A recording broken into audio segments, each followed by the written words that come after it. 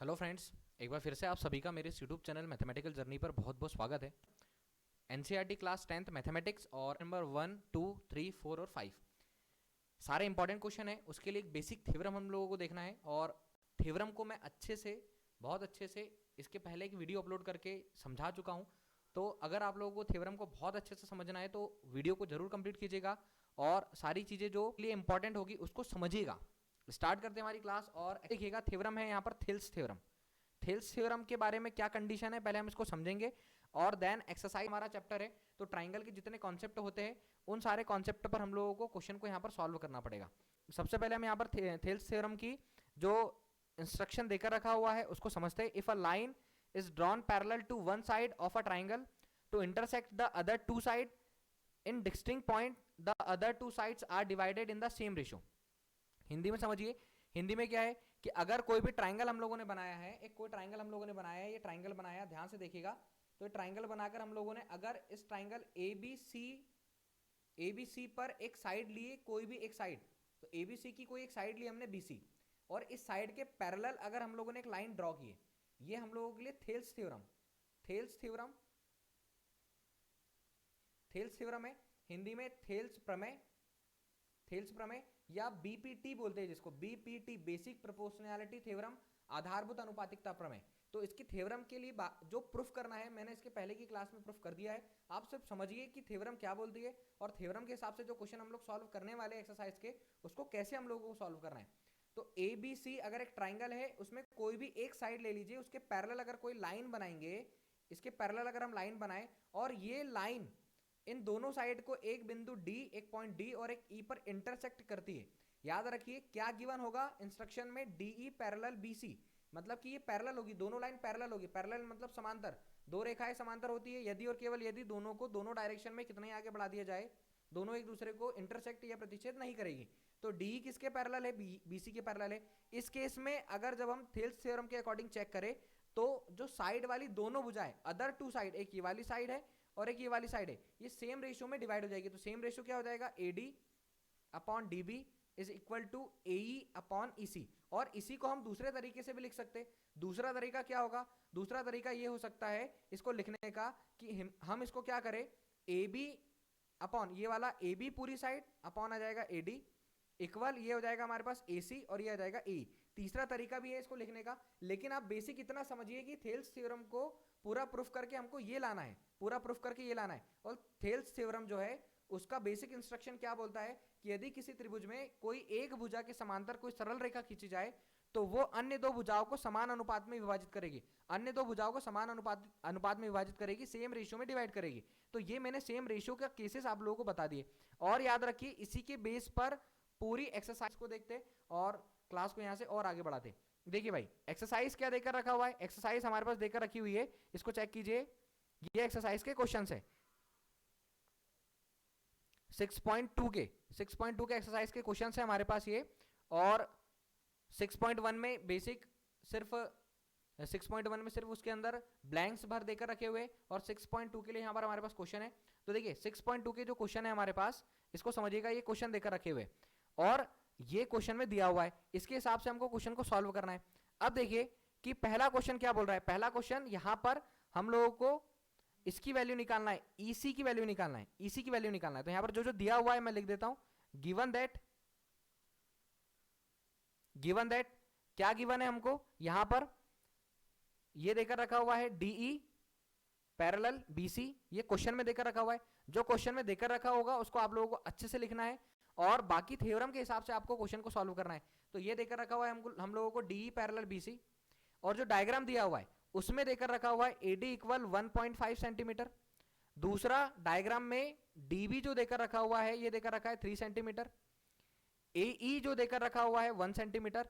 हम लोगों को ईसी की वैल्यू चाहिए, ईसी की वैल्यू चाहिए। अब दोस्तों ईसी की वैल्यू चाहिए तो हम यहां पर थेल्स थ्योरम का यूज करेंगे। थेल्स थ्योरम क्या बोलती है कि अगर कोई भी ट्राइंगल, ये ट्राइंगल बना हुआ है, ये ट्राइंगल बना हुआ है, तो कोई भी ट्राइंगल के अंदर, ये वाला ट्राइंगल अगर यहां पर हम देखें, कोई भी ट्राइंगल में एक साइड के पैरेलल अगर कोई एक लाइन बना दे तो वो लाइन क्या करती है, दोनों साइड को इक्वल रेशियो में डिवाइड कर देती है।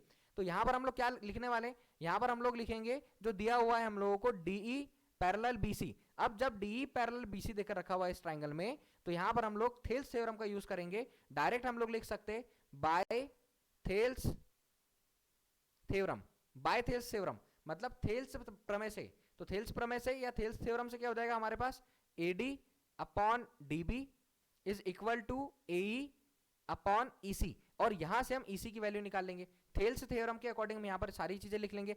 अब दोस्तों AD की जगह पर कितना रखेंगे हम, 1.5 सेंटीमीटर, अपॉन DB की जगह पर हम लोग रखेंगे 3 सेंटीमीटर, इज इक्वल टू, यहां से देखिए AE की जगह पर हम लोग लिखेंगे 1 सेंटीमीटर, और EC के प्लेस पर कुछ नहीं है, हमको EC की वैल्यू चाहिए, तो ये वाले सेंटीमीटर से ये सेंटीमीटर कैंसिल कर दिया। अब आगे चलते हैं, यहां से 1.5 से 3 को कैंसिल करेंगे 2 टाइम, इस EC का ट्रांसफर कर दीजिए, तो EC इक्वल इस 2 को इधर ला लीजिए 2 सेंटीमीटर। ये हमारे पास पहले क्वेश्चन का आंसर आ गया 2 सेंटीमीटर।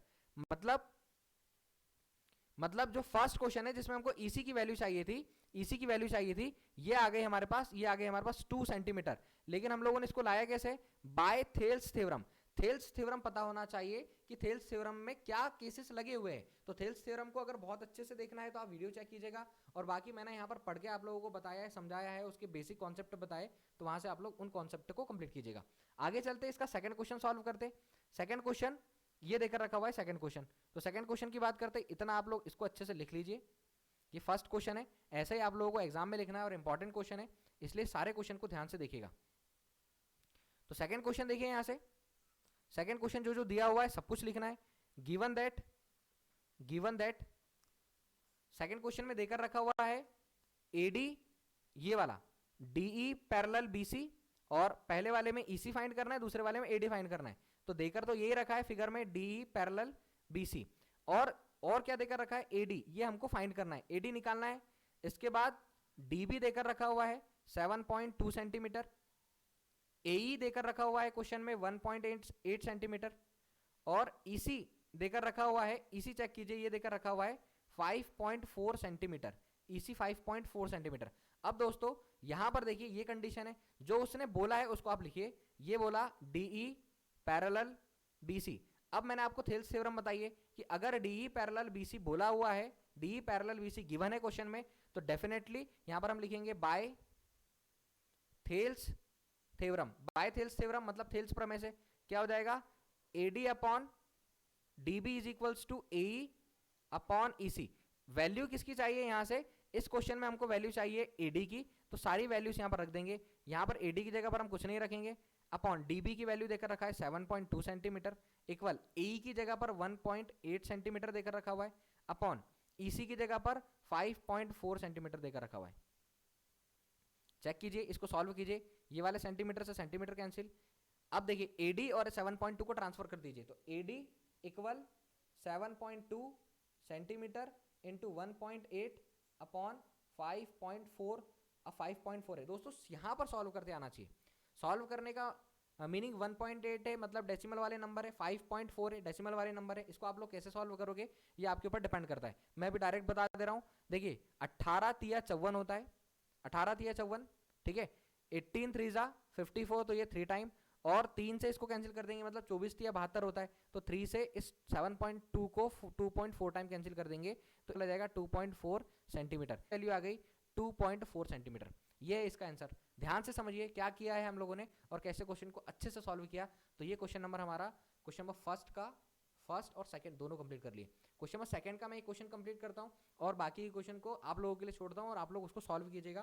क्वेश्चन नंबर फिर आगे के क्वेश्चन पर हम जाएंगे, तो इसका आप स्क्रीनशॉट ले लीजिए या इसको देखिए क्वेश्चन को कैसे हम लोगों ने सॉल्व किया है और इस क्वेश्चन को अच्छे से कंप्लीट कीजिए। आगे बढ़ते हैं यहाँ से, इसको मैं यहाँ से मिटा देता हूँ।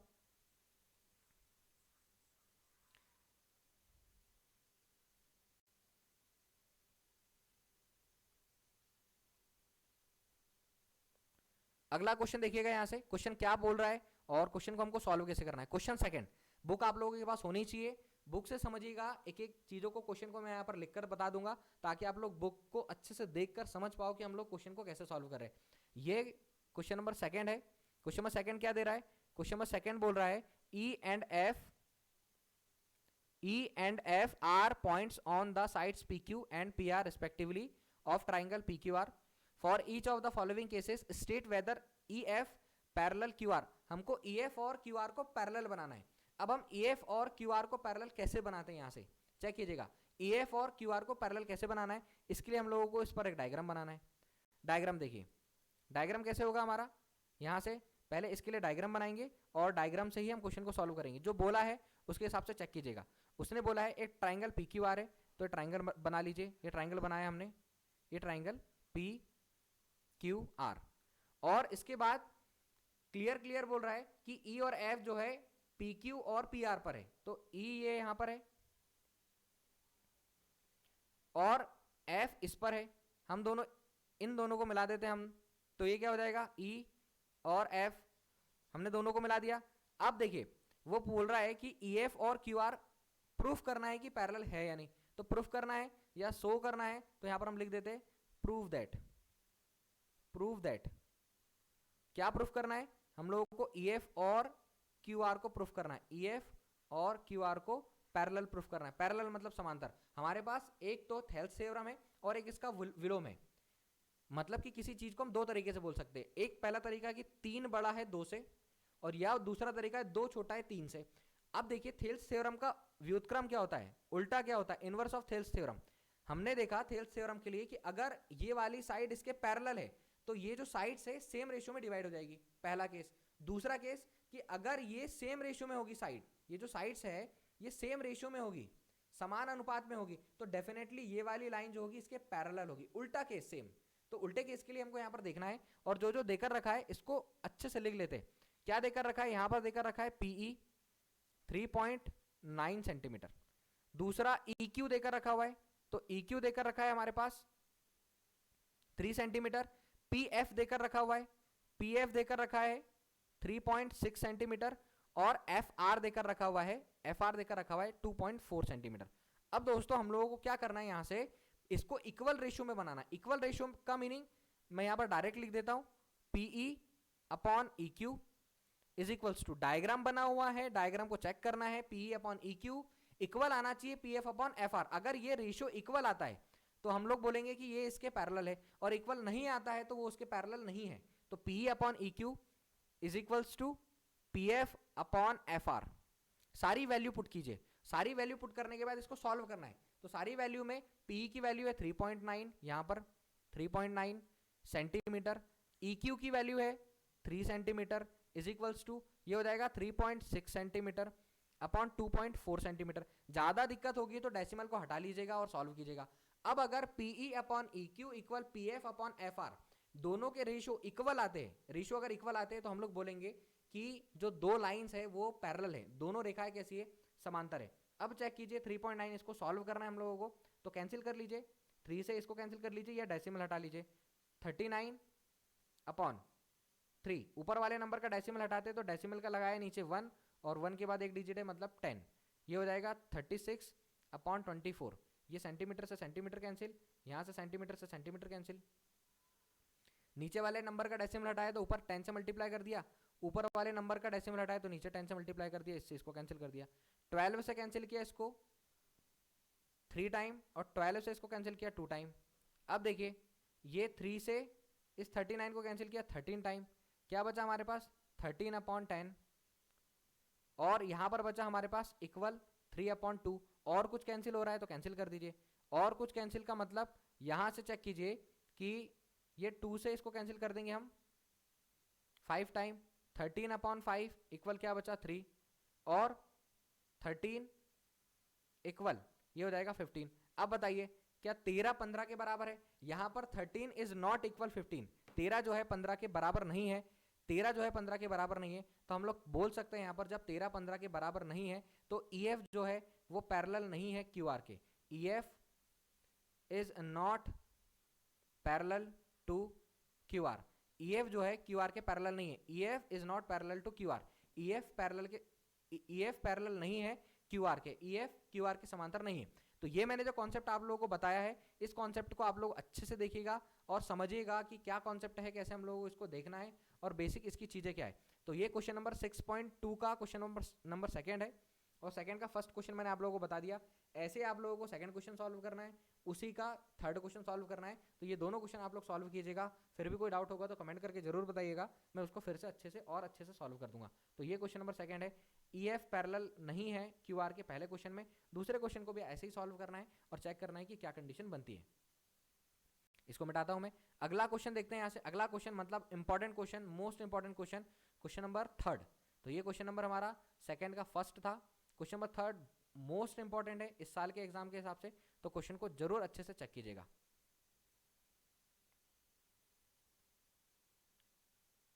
ये क्वेश्चन नंबर थर्ड, और क्वेश्चन नंबर थर्ड का डायग्राम बना हुआ है, ये डायग्राम बना हुआ है। इसी डायग्राम के बेस पर हमको क्वेश्चन को सॉल्व करना है। चेक कीजिएगा अच्छे से। गिवन दैट, फाइंड दैट लिखना है। तो क्वेश्चन नंबर थर्ड देखिए, question number third, given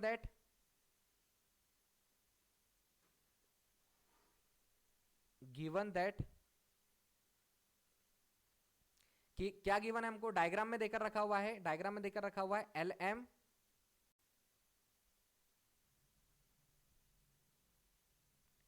LM parallel CB, ये डायग्राम बना हुआ है 6.18, ये डायग्राम बना हुआ है। LM पैरेलल CB देकर रखा हुआ है, और सेकंड क्या देकर रखा हुआ है, LN पैरेलल CD। प्रूफ क्या करना है, ये प्रूफ करना है। तो यहां पर मैं लिख दे रहा हूं, प्रूव दैट ये क्वेश्चन है, ये प्रूफ करना है हम लोगों को, AM by AB is equal AN by AD, ये हम लोगों को प्रूफ करना है।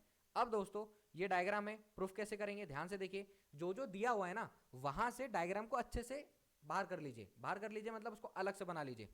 ये देखिए LM पैरेलल CB देकर रखा हुआ है, ये वाला LM है, ये LM है, ये किसके पैरेलल है, CB के। तो इस पूरे ट्राइंगल को ACB को बाहर कर लीजिए, मैं यहां पर बना दे रहा हूं। ये हो गया हमारा A, ये हो गया हमारा C, ये हो गया B। पहला डायग्राम जो है इसका हमने बाहर कर लिया। अब देखिए ये हो जाएगा हमारा M, ये हो जाएगा L। तो जब पहला केस यहां पर देकर रखा हुआ है, गिवन है, डैन करके आगे लिखेंगे क्या दिया है, इन ट्राइंगल त्रिभुज ABC में, इन ट्राइंगल ABC, तो इन ट्राइंगल ABC त्रिभुज ABC में LM पैरेलल है CB के। जब LM पैरेलल है CB के तो थेल्स थ्योरम के अकॉर्डिंग यहां पर लिखेगा बाय थेल्स थ्योरम। और इसके पहले क्वेश्चन को चेक कर लीजिएगा, यहां पर देकर रखा हुआ है AM अपॉन AB। मैंने आपको दूसरा केस भी बताया स्टार्टिंग में, क्वेश्चन के स्टार्टिंग में दूसरा केस भी बताया, तो वहां पर भी आप ध्यान दीजिएगा। जो प्रूफ करना है उसको अच्छे से चेक करना है, क्योंकि थेल्स थ्योरम से जो उसका रेशियो बन रहा है, थेल्स थ्योरम से जो उसका रेशियो बन रहा है साइड का, उसको हम 2 से 3 तरीके से लिख सकते हैं। तो यहां पर AM अपॉन AB लिखा हुआ है और AN अपॉन AD लिखा हुआ है। तो जब थेल्स थ्योरम हम लोग यहां पर लगाएंगे, इसमें हम थेल्स थ्योरम लगाएंगे, तो थेल्स थ्योरम के क्या केसेस बनेंगे, थेल्स थ्योरम के केसेस बनेंगे जब LM पैरेलल होगा CB के, तो बाय थेल्स थ्योरम, थेल्स प्रमेय से ये हो जाएगा AL upon AC is equals to AM upon AB। Check कीजिएगा, यहां से इस डायग्राम को मैंने अलग निकाल दिया था, AL अपॉन AC और AM अपॉन AB, इसको अलग निकाला था। तो ये हो गई हमारी equation number first, equation number first. फिर से डायग्राम चेक कीजिए, जो देकर रखा हुआ है उसको एक बार लिख लीजिए, LN पैरेलल CD देकर रखा हुआ है। तो दूसरा ट्राइंगल हम यहाँ पर लेंगे, देन दूसरा ट्राइंगल डायग्राम बुक अगर आप लोगों के पास होगी तो बुक से डायरेक्ट देखिएगा कि दूसरा डायग्राम हम लोग क्या लेने वाले। दूसरा डायग्राम ये मैंने बना दिया, ये मैंने दूसरा डायग्राम बना दिया, उसी में से निकाल कर ये देखिए, ये दूसरा डायग्राम जिसमें उसने बोलकर रखा हुआ है LN पैरेलल DC, ये वाला LN पैरेलल DC। तो LN पैरेलल DC जब देकर रखा हुआ है तो हम लोगों को ADC ट्राइंगल को बाहर निकालना है। तो ये हो जाएगा हमारा A, ये हो जाएगा D और ये हो जाएगा C। अब जब ADC हो गया तो ये हो गया हमारे पास N और ये हो गया हमारे पास L, ये पता होना चाहिए। यहां पर हम फिर से लेंगे इन ट्राइंगल ADC, त्रिभुज ADC में, ट्राइंगल ADC में क्या देकर रखा हुआ है, LN पैरेलल गिवन है। क्वेश्चन चेक कीजिएगा अच्छे से, मैं बार बार रिपीट कर रहा हूं, क्वेश्चन को अच्छे से चेक कीजिएगा।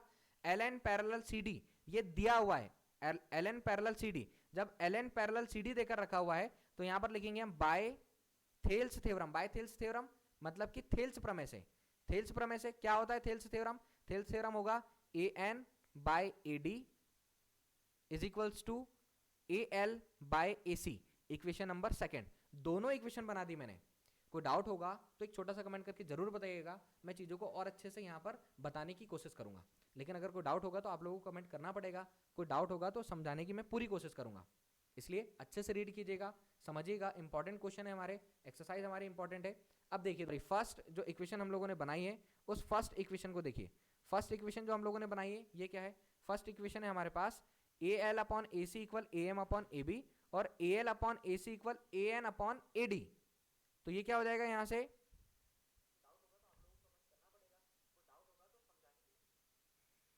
इक्वेशन फर्स्ट और सेकंड से, तो यहां पर हम लिखेंगे by equation first and second. तो यहां पर हम लिख रहा हूं बाय इक्वेशन 1 एंड इक्वेशन 2, समीकरण 1 और समीकरण 2 से। तो समीकरण 1 और समीकरण 2 से देखिए ए एल अपॉन ए सी यहां पर भी है और ए एल अपॉन ए सी किसके इक्वल है? A M upon A B. और यही वाला ए एल अपॉन ए सी किसके इक्वल है? ए एन अपॉन ए डी। अब देखिए ये भी क्या होगा, दोनों एक दूसरे के इक्वल होंगे। जब ए एल अपॉन ए सी के दोनों इक्वल है तो दोनों आपस में इक्वल है। तो यहां पर हम आगे लिख देंगे जो हम लोगों को प्रूफ करना है, ये हो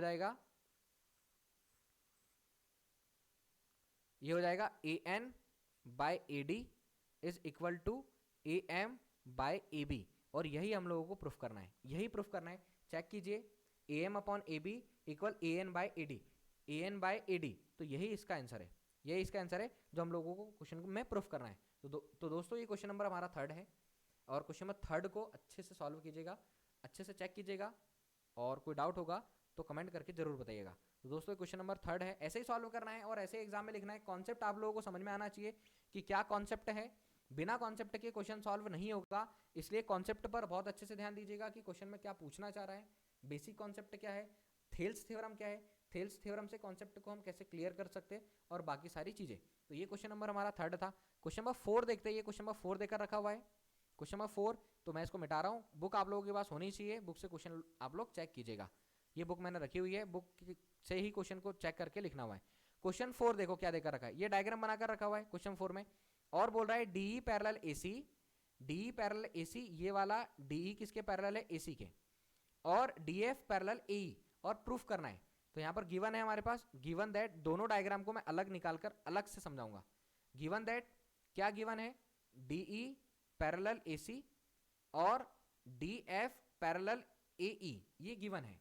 ठीक है, प्रूफ क्या करना है? प्रूफ दैट, क्वेश्चन से चेक करना है, ये प्रूफ करना है हम लोगों को, B F by F E is equal to BE upon EC, ये हम लोगों को प्रूफ करना है।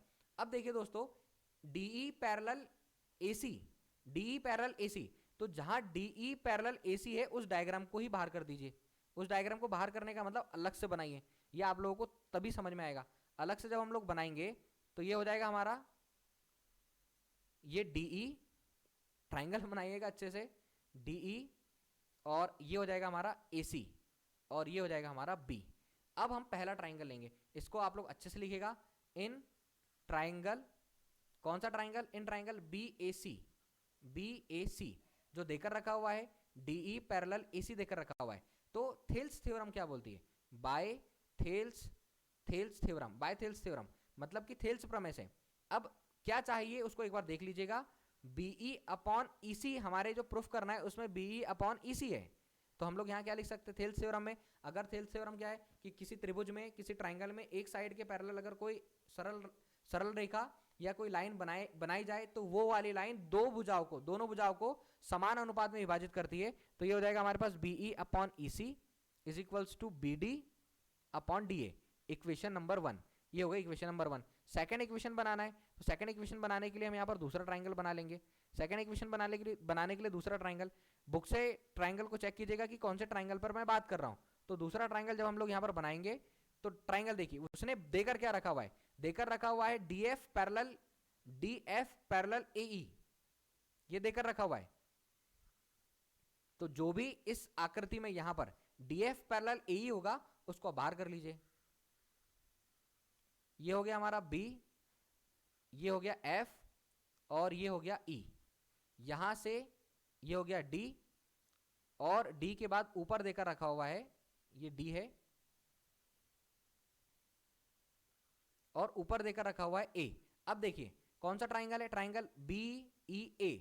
तो यहां पर लिखेंगे in triangle B E A, triangle B E A में, ट्राइंगल बी ई ए में गिवन है हमको D F parallel A E, और जब D F parallel A E देकर रखा हुआ है, यहां पर हम लिखेंगे by Thales theorem, by Thales theorem, Thales प्रमेय, थेल्स प्रमेय के अकॉर्डिंग, थेल्स थ्योरम के अकॉर्डिंग क्या हो जाएगा, ये हो जाएगा B F by F E is equal to B D by D A. ये हो गया दोस्तों इक्वेशन नंबर सेकंड। तो इक्वेशन फर्स्ट और इक्वेशन सेकंड दोनों को अच्छे से चेक कीजिए, इक्वेशन फर्स्ट और इक्वेशन सेकंड दोनों को अच्छे से चेक कीजिए। तो यहां पर हम लोग लिखेंगे by equation first and equation number second. ऐसे ही जैसा मैं लिख रहा हूं ऐसे आप लोगों को एग्जाम में भी लिखना है, यही सबसे अच्छा तरीका है लिखने का। तो यहां पर आ जाएगा बाय इक्वेशन 1 एंड इक्वेशन 2, समीकरण 1 और समीकरण 2 से। मतलब राइटिंग आप लोगों की ज्यादा अच्छी होनी चाहिए और क्वेश्चन का लिखने का तरीका ये होना चाहिए कि आपको स्टेप बाय स्टेप ऐसा लिखना है। यहां पर चेक कीजिए, यहां पर क्या हो जाएगा, ये BE by EC equal B D by D A, और यहां से देखिए B F by F E, ये किसके इक्वल है, B D by D A. तो यहां पर भी B D by D A, यहां पर भी B D by D A. तो क्या लिख सकते हैं यहां पर, B D by D A, ये किसके इक्वल है, ये इक्वल है B F by F E, और इधर साइड ये किसके इक्वल है, BE by EC, BE by EC. अब दोस्तों यहां से चेक कीजिए, ये दोनों भी आपस में कैसे हो जाएंगे, इक्वल। तो यहां पर हम अच्छे से लिख देते B by E C is equal to B F by F E. ये हम लोगों को प्रूफ करना है, यही हम लोगों को प्रूफ करना था। चेक कीजिएगा अच्छे से, जो प्रूफ करना था B F by F E, B F by F E और बी बाय ई सी। तो ये हमारा क्वेश्चन है, question number fourth. Question number first हमने सॉल्व किया है, क्वेश्चन नंबर सेकंड का फर्स्ट क्वेश्चन सॉल्व किया, क्वेश्चन थर्ड सॉल्व किया, ये हमारा क्वेश्चन नंबर 4 है। और इसके बाद हम लोग क्वेश्चन नंबर 5 सॉल्व करेंगे, लास्ट क्वेश्चन हमारी आज की क्लास का। तो ध्यान से देखिएगा और अच्छे से सॉल्व कीजिएगा। आई होप दोस्तों आप लोगों को ये समझ में आया होगा।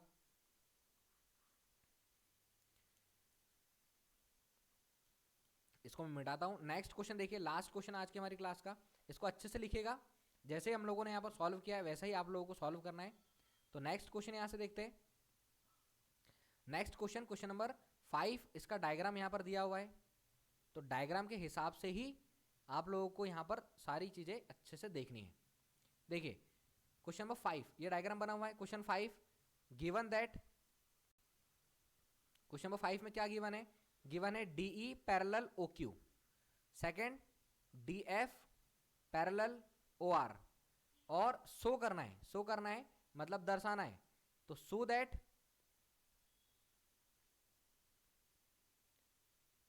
सो दैट जो सिद्ध करना है, जो दर्शाना है, क्या शो करना है, E F parallel Q R, inverse of Thales theorem.